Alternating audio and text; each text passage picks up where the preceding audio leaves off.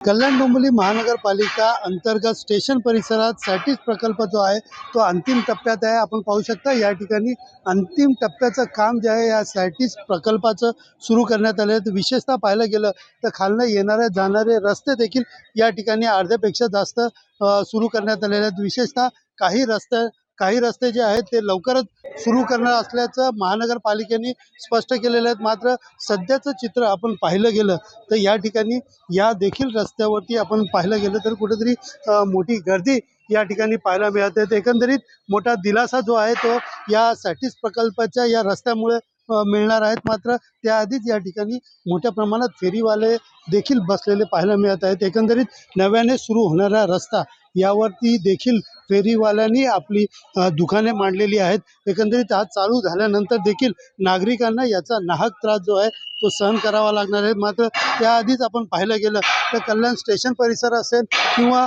त्याच्या आजूबाजूच्या जे रस्ते आहेत प्रवाशांसाठी हा रस्ता बनवला जातो की फेरीवाल्यांसाठी असे प्रश्न देखील या ठिकाणी उपस्थित होताना पाहायला मिळत आहे। सुनील जाधव, TV9 मराठी, कल्याण।